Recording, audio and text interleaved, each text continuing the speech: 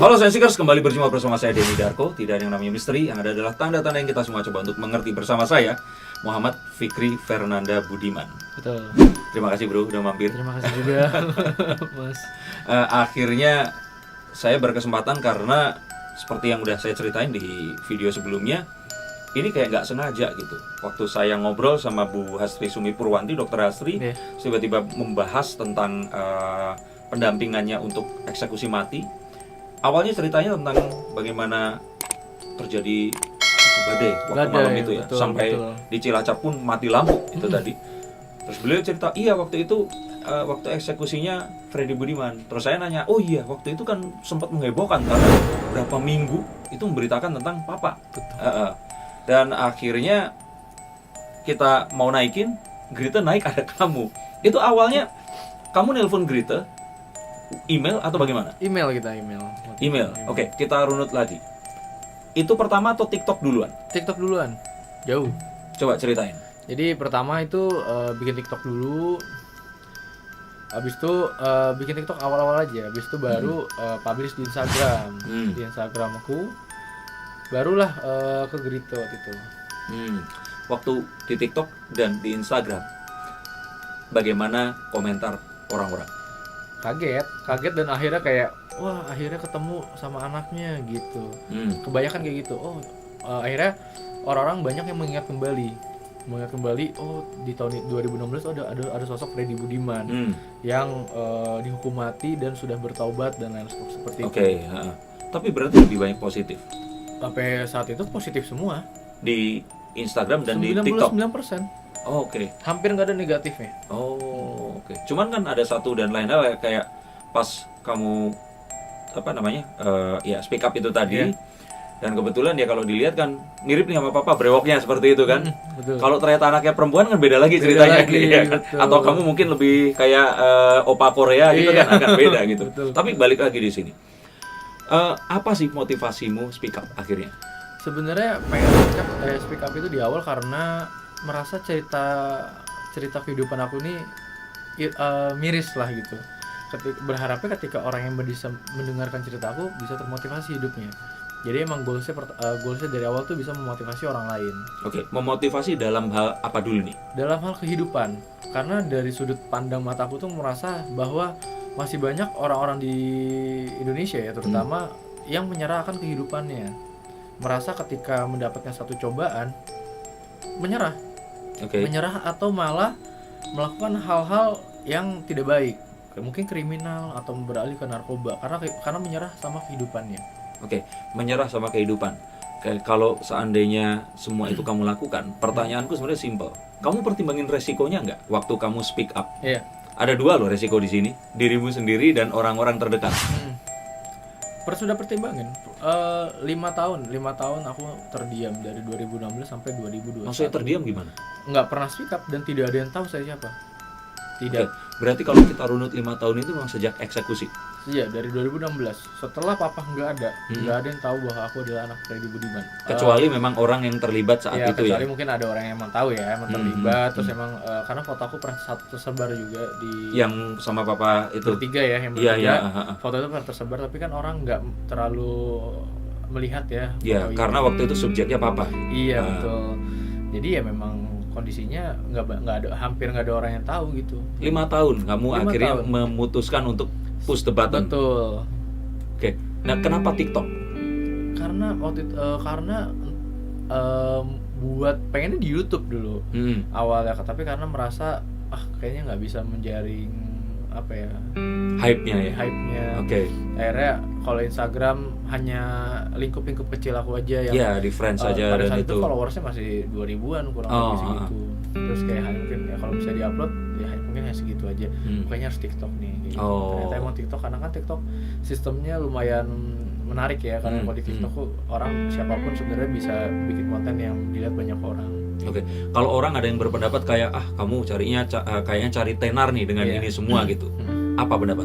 Ya kalau misalnya orang-orang bilang karena aku nyari tenar, harusnya dari saat Papa dieksekusi aku dicari tenar. Mungkin di kampus aku bisa lebih terkenal lagi atau lebih dikenal dari dulu malah mungkin.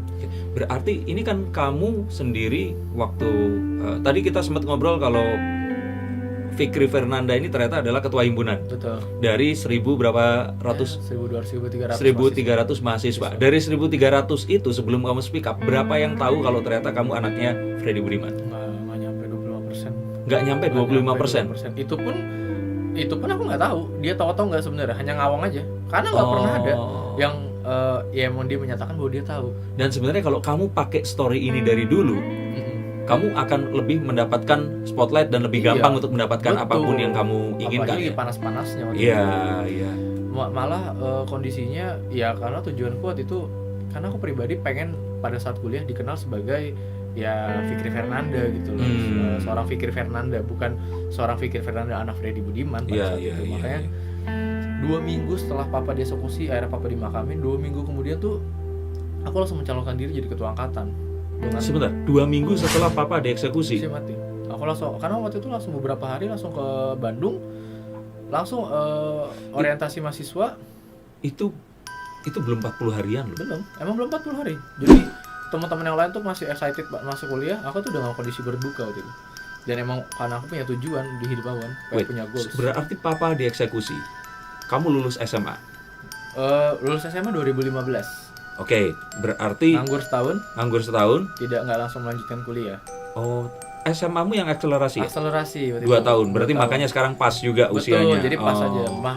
Tapi tetap sekarang ini aku kuliah di tahun 2016. 2016 tuh angkatan tahun 98. Ah, iya. Aku cepet karena di SD tuh aku kecepatan. Iya, dan ada akselerasi waktu SMA itu betul. tadi. Nah, terus kamu itu mencalonkan, itu jarak cuma 2 minggu. Itu gimana caranya sampai akhirnya kamu bisa, ya itu tadi loh. Itu kan either 2, kamu memang akhirnya bisa menemukan cara, triknya, atau kamu ya dingin aja gitu. Tapi kan kalau dibilang dingin, waktu kamu cerita, jujur loh, aku kayak sudah, mataku tuh kayak sembab banget waktu dengerin di Green Agatha gitu. Dan ya aku ngerasain kalau ya seorang Fikri Fernanda ini akhirnya waktu kamu menceritakan kamu tegar, dan kayaknya memang itu adalah janjimu pada papa kan, waktu dia cerita, ya udah dedek nangis aja di sini sepuasnya. Tapi setelah keluar dari pintu penjara itu, dedek harus jadi seorang laki-laki yang tegar, mental yang kuat. Ya punya mental yang kuat dan sebagainya. Coba diceritain deh, itu kok sampai akhirnya ya bisa mencalonkan diri itu tadi. Jadi karena janji aku sama papa, jadilah aku set goals lah buat diri aku sendiri. Oke, di masa kuliah gue harus kayak gini, Itulah yang harusnya dilakukan sama setiap individu yang menurut aku ya, karena orang-orang ketika sudah punya goals, kita akan mencapai goals itu apapun yang terjadi, apapun kondisinya. Jadi karena aku goals aku itu punya relasi yang luas, kuliah memanfaatkan teman-teman, relasi dan lain-lain, jadilah aku set goals itu. Dan ya salah satu aku punya banyak janji sama papa, pengen sukses, pengen jadi pengusaha, pengen harus kuat, jadi lelaki yang kuat. Jadi ya aku nggak bisa lagi jadi lelaki yang menye-menye, yang punya jadi sedih gitu. Jadi udah mencalonkan diri. Masalah pengusaha tuh ini agak mencrok-mencrok ya. Papa sempat bilang buat kamu jadi pengusaha. Iya. Nah, menurutmu kenapa kok papa bilang gitu? Kan kebanyakan orang kayak mikirnya jadi pegawai aja deh, ya kan, biar semuanya terjamin gitu. Karena kakek sampai generasi sekarang itu sebenarnya rata-rata pengusaha.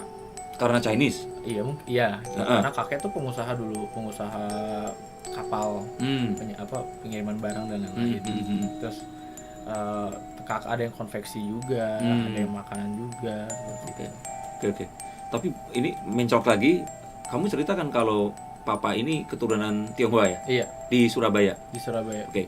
Berarti dari orang tuanya, mama dan papanya, oma dan opa itu Tionghoa juga? Iya, betul. Di kakeknya pun itu Tionghoa juga? Iya. Bahkan namanya pun bukan nama Indonesia ya? Nama Tiongkok ya? Tiongkok. Nama Mandarin seperti itu. Nah, tapi papa terlahir, terus kemudian Muslim dari lahir dia? Dari lahir. Oh, dari lahir memang Muslim berarti ya? Saya pikir itu mualaf pas ketemu mama atau... Betul, karena yang beredar juga papa seorang mualaf. Makanya hadirnya aku di sini untuk kasarnya membenarkan lah hal-hal yang perlu dibenarkan. Oh, oke. Ya, tapi itu juga sesuatu yang aku nggak baca dari berita, cuman kayak aku asumsikan gitu loh. Kan kalau lihat wajahnya kan memang beliau ya memang keturunan Tionghoa gitu loh. Terus melihat dia dengan menuju ke eksekusinya ini jadi hijrah itu tadi, oh berarti mu'alaf. Aku berpikirnya begitu gitu. Tapi dengan ini nama Freddy kali ya. iya juga sih, karena namanya nama internasional ya, nama kayak nama bule seperti Ini itu. mungkin fakta sedikit mungkin yang belum pernah aku ucapin. Apa Papa itu? tuh sebenarnya namanya Budi Fernanda. Ini saya baru tahu. Nah, belum pernah saya ucapin juga nih di podcast atau TV. Papa tuh namanya Budi Fernanda, abis itu berubah jadi Freddy Budiman. That's why kenapa nama aku tuh ada Fernandanya. Sebentar. Itu saya cari berita di mana-mana nggak ada loh. Nggak pernah ada. Jadi namanya adalah Budi Fernanda. Budi Fernanda. Jadi anak cucu termasuk aku manggilnya sebenarnya Papa Budi. Oh, Papa Budi berarti ya. Berarti Freddy Budiman tuh kayak Denny Darko begitu ya. Nama panggung kali ya. Mungkin. Oh. Jadi ya di situ nama Budi. Itulah kenapa nama aku ada Fernandanya. Oh, atau mungkin jangan-jangan Papa dulu kayak Robin Hood. Namanya Freddy Budiman gitu. Karena ya itu tadi. Malah dulu Budi Fernanda karena sedengar aku karena bandel dulu tuh. Terus diganti nama. Makin bandel. Oh. Makin bandel ya. Tapi itu kebiasaan wong Jawa biasanya seperti Iya, itu. kayak Jadi walaupun Tionghoa kayaknya mengikuti kebiasaan Jawa, biasanya itu pakai beras merah terus diselamatin kalau ganti nama. Kalau biasanya mereka sakit-sakitan akan lebih itu, cuman ya seperti itu. Tapi ya kayaknya nakalnya bukan gara-gara itu. Tapi balik lagi di sini, kamu berarti pertimbangin resiko banget sudah ya, bahwa kalau seandainya ketahuan terus nanti akhirnya, loh berarti kan ada juga mungkin anggota keluarga yang lain yang berusaha untuk belum siap gitu. Jadi mereka masih menyembunyikan jati dirinya. Tapi dengan ini semua keluarga nggak ada yang komplain. Nggak ada yang komplain karena lebih ketakut untuk diri aku pribadi. Cuman aku ngerasanya semua yang aku ucapkan ada hal yang positif. Oke. Tidak menyinggung pihak-pihak manapun. Jadi sejauh ini karena positif ya, aku merasa juga nggak ada rasa takut sih.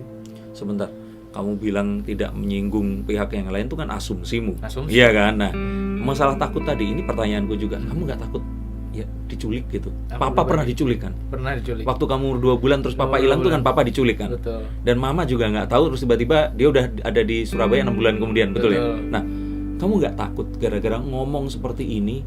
Karena ya sekarang kebayang lah, dengan papa kemarin itu melakukan apapun yang dia lakukan terus kemudian dieksekusi, papa kan pasti nggak sendiri. Betul. Dan dia dengan bisa mengimpor yaitu 1,2 juta ya. Itu kan artinya banyak teman-teman kolega papa yang pasti akan, kalau misalkan kayak di film-film itu kan kayak jangan-jangan masih ada yang disembunyikan nih. Kamu tapi nggak pernah dapat teror atau apapun dari orang? Mungkin dulu pernah, dulu zaman papa masih ada. Cuma sekarang nggak pernah. Sekarang kan belum mulai, sekarang kan baru mulai 1 minggu 10 hari yang lalu kamu speak up. Tapi semoga enggak ya. Semoga enggak. Dan juga sebenarnya dan tujuan goals aku tuh bukan mengungkap siapa ini siapa itu. Bukan kamunya, tapi saat papa menuju ke hijrahnya dia itu tadi, papa ini kan kayak pindah sisi. Iya. Betul kan? Betul. Dia terus menguak banyak kayak kalau saya pesulap itu saya bongkar nih.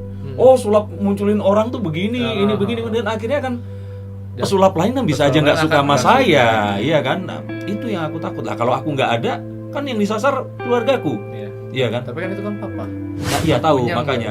Nah, tapi kan kamu mirip papa. Iya. Ya wes, itu pertanyaannya. Oke. Sejak kamu muncul di TikTok dan di Grita dan sebagainya, kayak di TikTok kamu nggak dapat hujatan dan sebagainya, tapi setelah kamu muncul di Grita itu kan lebih kayak orang in-depth gitu. Ada nggak orang yang terus kemudian menghujat kamu, atau ada yang ngirimin ke Instagram nggak suka dan sebagainya? Oke. Sebenarnya kalau di total sebenarnya sejauh ini di TikTok cuma ada 1 komen atau 1 atau 2 komen di antara ribuan komen. Oh ya udah, berarti itu 0,00 sekian persen ya. Tapi di situ posisi aku reply. Oh, komennya, komen. Boleh tahu komen apa terus kamu reply gimana? Dia komen bangga punya bokap penjahat bro, gitu kurang lebih kayak gitu. Terus ya aku kasih lirik lagu terus ya diem aja, ngerespon aja, dibikin lucu aja gitu. Oke. Emang kamu bangga? Apa? Untuk penjahatnya? Ya enggak. Kalau ditanya seperti itu kamu jawabnya gimana? Kamu bangga atau enggak? Bangga. Bangga karena memiliki ayah Freddy seperti Budiman, Freddy Budiman. bukan Freddy Budiman as a drug dealer. Oke, berarti kamu bangga punya ayah seorang Budi Fernanda. Betul. Ya, tapi kamu merasa yaitu tadi prihatin dengan apa yang dilakukan oleh seorang Rudy Budiman. Kalau boleh aku refresh seperti itu ya. Betul. Berarti. Oke. Jadi sebenarnya yang kita benci adalah perilakunya. Iya. Oke, karena Bukan manusia ya, karena manusia itu dan juga akhir hayatnya kan papa ini menunjukkan tobatnya itu tadi. Betul. Oke, dan kalau yang nilai kita ya mungkin Allah, emang lu siapa? Tapi ini aku lihat ada dua ustadz dan kita nanti akan ngobrol Oke. tentang itu. Tapi balik lagi, ini keluarga udah sebentar. Oke. Nah, waktu kamu kejadian itu, papa ya dieksekusi, gini menjelang dieksekusi itu kan kamu cerita kamu jalan di Cilacap tuh sendirian. Karena kan sepulang dari lapas ya udah itu kan harus nunggu besoknya lagi mau ketemu lagi kan. Itu kan kamu bertanya-tanya dan berharap ada mukjizat dan sebagainya. Masa iya sih kamu nggak kepikir sedikit saja kamu kayak marah sama Tuhan, menyalahkan ke kehidupan. Kan kamu sempat ngomong kalau kenapa sih diantara miliaran orang di seluruh dunia, kenapa harus ke aku gitu loh? Yang dipilih Tuhan. Iya, atau at least kan kok nggak gini juga kali gitu loh.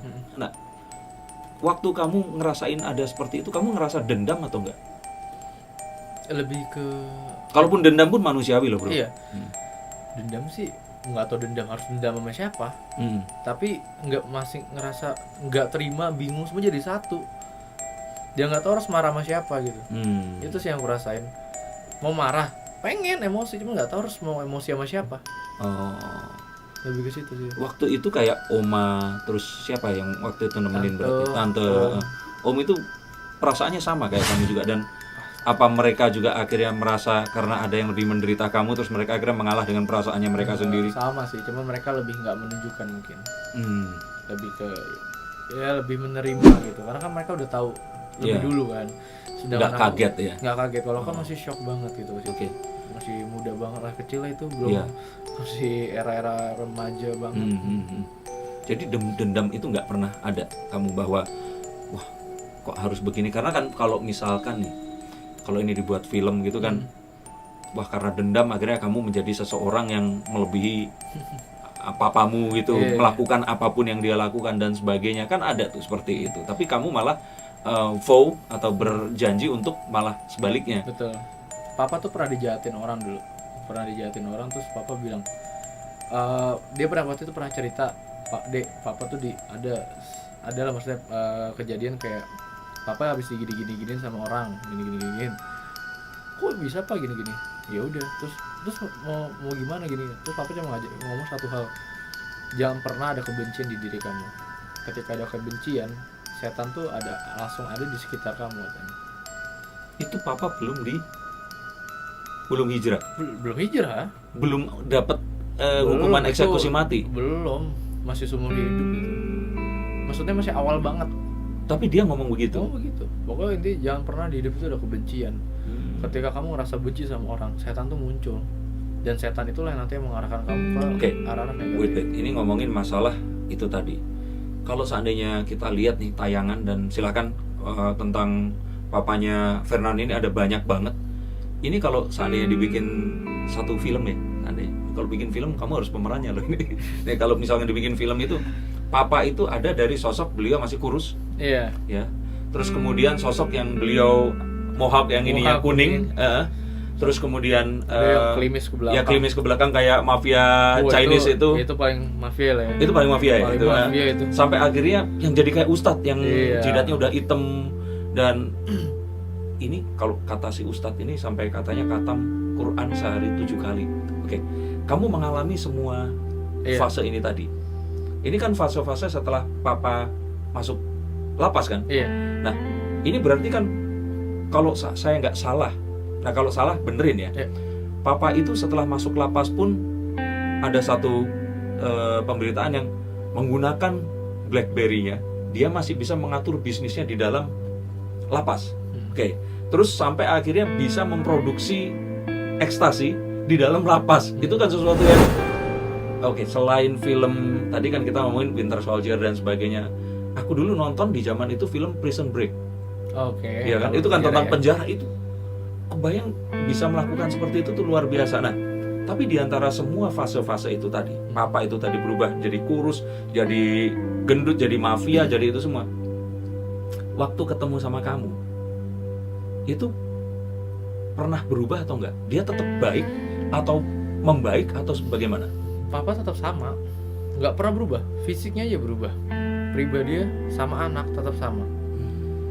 Ke orang lain mungkin berubah, tapi ke anak tuh selalu sama. Aku tuh melihat papa dalam segala bentuk kayak sama aja. Tipikal orang yang suka bercanda, tegas, galak juga tapi. Oke, sebentar. Kamu ngomong seperti ini bukan karena kamu pengen merubah citra orang. Ini bener kamu alamin. Bener emang itu yang aku alamin banget kayak gitu. Kamu kan cerita papa kalau ngajarin naik sepeda aja sampai Iya, tegas orangnya. tegas banget. Tapi di balik itu papa tuh suka bercanda. Papa tuh paling suka pokoknya untuk keluarga dia tuh nomor satu. Jadi nggak akan pernah nunjukin seorang sosok penjahat lah kalau di lingkungan keluarga. Berarti kayak Clark Kent dan Superman. Jadi Iya. pas dia berubah-ubah tuh Superman ada yang bajunya Iya, biru, ada yang bajunya ada- hitam, betul. ada yang... Tapi saat jadi Clark Kent ya udah pakai kacamata. Udah jadi ya pekerja biasa. Dan dia tuh nggak berubah. Nggak berubah. Ke kamu nggak pernah berubah Nggak sama pernah sekali. berubah. Dulu tuh orang paling suka nurutin. Aku suka makan durian dulu. Pak mau durian? Oh iya, sama nih papa juga. Karena kita berdua tuh sama-sama punya hobi satu, makan. Sama-sama suka makan. Kuliner ya? Kuliner tuh sampai sekarang tuh kalau nyari ke tempat baru nggak pernah nyari wisatanya apa ya, makannya apa yang paling khas di sini. Dan nggak ada pantangan. Aku sama papa tuh nggak ada pantangan makanan. Oh. Jadi kalau beli durian, oh ya beli durian. Orang mikir satu kan makan satu. Dia nggak beli satu truk atau Iya, kayak iya. gitu. Jadi demi anak tuh dilakuin. Oke, tapi ya maksudnya itu tadi loh. Dari zaman itu kan kita lihat dia dari ya di dalam lapas terus sampai kalau saya lihat loh ya dari Ya. situ terus berita. Ini pernah sampai di satu masa mungkin di satu lapas itu papa itu ditakutin gitu loh. Iya, betul. Iya kan maksudku. Tapi dari semua itu tadi sampai bahkan hijrah sekalipun dan momen-momen terakhir sebelum beliau dieksekusi itu nggak pernah menunjukkan perubahan selain lebih ya rajin Religius. beribadah aja. Nggak pernah. Suka bercandanya dari awal sampai akhir sama aja. Suka bercanda orangnya, tapi galak, tegas untuk hal-hal tertentu. Orang kan pasti mikir kan, wah ini pasti ke anak nempelin Nggak terus pernah. abuse atau apa. Nggak pernah, nama main tangan tuh nggak pernah. Oh. Tapi papa tuh bener-bener yang kayak tegas. Jadi dia tuh pengen anak cowoknya itu harus jadi anak cowok yang seperti umumnya, tapi harus bisa semuanya, harus bisa main bola. Hobi aku main futsal. Oke. Turnamen sana sini, futsal, hobi, terus sepeda. Waktu itu zaman itu harus bisa naik sepeda. Anak anak, jadi aku belajar sepeda tuh kelas 1 atau kelas 2 SD. Masa kecil banget dibeliin sepeda yang gede banget. Sepeda orang dewasa, remaja. Dibeliin roda 4 nggak bisa kan? Terus Nggak nyampe aja belum. Dipaksa naik, harus bisa roda 2. Sampai harus jatuh ke semak berdua. Jadi dari atas, jadi udah capek papa kayak ngajarin dari atas, dia nunggu di bawah di semak-semak. Aku turunan gitu, nggak bisa ngerem, nggak bisa, air terjun ke semak-semak, dia lompat juga ke semak-semak. Kayak gitu, jadi emang rada-rada konyol sebenarnya. Tapi ya itu momen-momen kayak gitu yang lucu banget, nggak bisa ketawa-tawa. oh.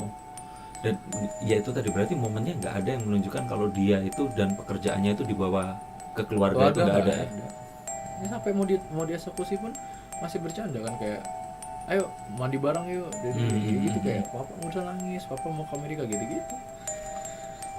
Oke, sekarang kita ngobrol tentang kamu dari kecil itu tadi, karena sebenarnya yang lebih menarik adalah tentang kamu dan keluargamu itu tadi. Pas kamu umur 2 bulan itu, kenapa sih akhirnya papa itu ngambil kamu? Apakah memang ingin melindungi mama agar kan zaman itu papa dan operasinya itu kan ya dunia gelap seperti itu kan, keluarga ini kan hati-hati banget karena ya semuanya sebenarnya kan terinspirasi dari kisah nyata. Kebayangkan kalau kayak kita nonton film-film Hong Kong itu yang Iya.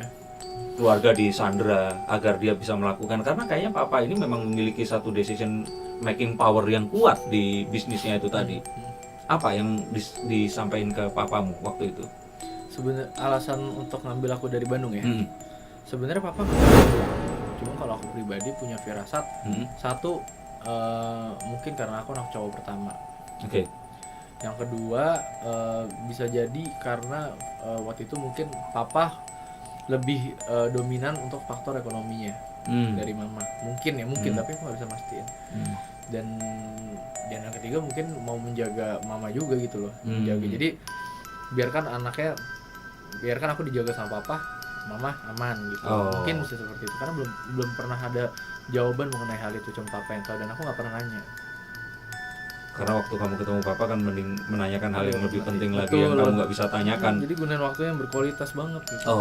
Oke. Dan waktu kamu itu bareng sama papa, itu memang ya kehidupannya benar seperti yang kamu ceritakan, lebih berkualitas itu tadi maksudnya. Lebih berkualitas, jadi apapun yang kita obrolin juga yang bukan maksudnya lebih ngobrolnya pada akhirnya kan nanya mama tuh orangnya kayak gimana gitu, tapi nggak menanya kayak masa lalunya gimana gini gitu. Karena nggak begitu penting kan buat aku. Oke. Itu terus setelah itu berapa tahun sampai akhirnya pindah ke itu Bangka Belitung? 99 2001 tuh udah ke Bangka Belitung. Oke. Berarti kamu umur berapa tuh? 2 tahun? 2 tahun kurang lebih. 2 tahun pindah ke Bangka Belitung? Bangka Belitung pindah. Oke. Dan itu hidup sama istri papa atau sama tante? Istri papa ya. Dan kamu merasakan punya mama tuh ya di situ? Di situ akhirnya kayak kan dulu masih kecil tiba-tiba disayang mama kan gitu. Terus ada panggilan mama gitu. Jadi ngerasanya kayak ini mama gue gitu. Tapi kamu nggak tahu kalau itu mama tiri sampai kamu? Nggak tahu. Umur? Sampai akhirnya dibawa ke Jakarta. Umur? 4 SD. Berarti umur 12 tahun? 2007. 10 tahun? 2008. Iya, 10 9 tahun. 9 tahun lah. Itu baru tahu kalau itu ternyata mama tiri? Iya. Karena pas dibawa ke Jakarta, terus ya jadi kayak banyak yang bilang, maksudnya kayak itu bukan mama kandung. Mama kandung gitu. Perasaanmu apa waktu itu? Bingung kayak masa iya sih, apa karena cuma bohong doang kayak gitu. Kamu dan adik berarti dekat banget itu? Dekat banget. Apalagi sama-sama cowok ya? Sama-sama cowok gitu. Jadi ngerasanya kok masa iya sih gitu. Jadi sedih juga, nangis juga dulu. Oh gitu? Kayak tapi nangis yang kayak pengen pulang ke Bangka gitu. Tapi itu berarti pas kamu ke Jakarta diajak papa juga? Diajak papa. Nah, waktu ke Jakarta habis itu nggak ke Bangka lagi? Nggak pernah ke Bangka lagi. Berarti mama dan adik di sana? Di sana. Oke. Nah, pas kamu di Jakarta kamu tinggal sama? Tante, kakak dari papa. Oke. Orang kalau bilang cicinya ya berarti. Bener cicinya. Tinggal di Jakarta, waktu itu sempat di Jakarta Barat. Nah, terus kamu nggak pernah kangen sama mamamu yang di sana itu? Kangen, jadi tapi terputus hubungan komunikasinya, nggak punya nomor teleponnya dan lain-lain. Jadi memang nggak tahu nih, tapi itu aku selalu percaya itu rencana yang papa semuanya. Jadi aku pindah-pindah itu semua papa yang ngatur. Oke. Bukan tante ya, tapi papa. Jadi kayaknya di situ kayak papa nggak tahu apa tujuan papa, cuman kayaknya mungkin karena kan di Bangka itu pada akhirnya aku nggak ada punya keluarga kan yang saudara sama aku. Jadi ya mungkin dibawa ke situ. Berarti sebenarnya mungkin papa ngikutin kamu ya sebenarnya yang terjadi itu. Betul. Kalau di luar ya kalaupun bisnis itu kan sebenarnya bisa dikontrol dari mana aja. Cuman maksudku berarti waktu itu tuh kayak memang sengaja papa itu ya hidupnya papa tuh ya buat kamu gitu. Iya. Dan waktu kamu pindah ke Jakarta dengan bareng sama tante dan sebagainya itu tadi, itu berapa tahun sampai akhirnya kamu berpisah lagi sama papa? Memang nggak dari Bangka Belitung ke Jakarta tuh nggak pernah sama papa. Oh gitu. Jadi 2007 tuh papa dari menghilang dari Bangka Belitung, bilangnya ke Jakarta. 2008 aku dijemput sama anak buahnya itu. Sama anak buahnya sama adiknya. Habis itu ke Jakarta, dari situ nggak pernah ketemu papa. Sampai 2013 pertama kali. 2013 itu pertama kali. Berarti selama itu kamu nggak pernah mempertanyakan ke oma, ke itu. Ini bisnis apa gitu sampai akhirnya nggak? Sampai teleponan terus sama papa kan kayak baru sekali atau 2 minggu sekali. Papa di mana gitu? Papa lagi kerja gitu. Sempat bilang di luar negeri, sempat bilang di sini. Tapi nggak nanya kerja apa. Kayak di umur segitu nggak peduli juga. Nggak peduli juga kerja apa. Yang penting pada saat itu aku ngerasanya oke, aku sekolah punya teman, bergaul itu aja. Gitu. Tapi tante berarti membesarkan mengganti tugasnya mama ya. Betul. Nah disitulah lu sebenarnya merasa kalau karena tapi kan kalau bedanya ketika sama mama tiri yang di Bangka Belitung kita tahu dia gitu, asal mama gitu, seorang mother gitu kan, oh ini mama gitu, karena sebelumnya nggak punya background mama. Jadi kan Betul, nggak pernah disayangin seorang wanita Iya, yang ini, pasti yang kan. pas kamu bisa ngerasain kan. Pas sama tante pertama udah tahu ini tante, jadi tetap nggak dapat feelnya. Dan tantonya bukan tipikal yang kayak ayo udah makan belum, bukan tipikal galak juga gitu. Oh, kayak papa berarti. Jadi ya jadi nggak punya, tetap nggak ngerasanya cuma sekedar dihidupi, bukan disayangi gitu. Oke, tante ini punya keluarga? Punya. Oh, berarti Anaknya kamu memang numpang ya ceritanya numpang, gitu. betul. Oh. numpang sama anaknya udah dulu 2, sekarang 3. Di zaman itu masih 2 anaknya. Tapi dulu memang anak-anaknya ini ya sering main sama aku gitu. Karena aku cucu dari keluarga besar kakek, dari papa, aku tuh cucu terbesar ke-3 kan berarti. Oh iya. Ya, kalau buat orang Chinese itu ya matters gitu, penting. Iya, betul. Laki-laki lagi kan. Berarti itu kejadiannya kamu di Jakarta waktu itu. Bukannya keluarga di Surabaya ya? Nggak, di Jakarta keluarga itu. Oh, di Jakarta. Di Jakarta. Berarti ke Surabaya itu sebenarnya pulang ya? Yang waktu ini kan saya runtutin kejadiannya, kamu akhirnya di Jakarta sama tante. Sampai itu berarti dari tahun 2000 sampai ke 2013, dari 2000 berapa tadi? 2008 kamu sekolah aja, SD, SD. dilulusin, SMP. SD waktu itu di SD Katolik di Jakarta Barat. Terus SMP di Bakti Mulia di Pondok Indah. Baru SMA masuk lagi tapi SMA ini jadi lulus SMP pertama kali ketemu papa. Oke. Baru lulus SMP, baru situ sharing sama papa. Berarti itu sebelum kejadian papa masuk lapas kan? Ketemu itu udah masuk lapas. Oh, udah masuk. Papa kan masuk penjara 2009. Enggak, tapi kamu ketemu itu kapan? 2013 kan? Iya. Nah, berarti kali.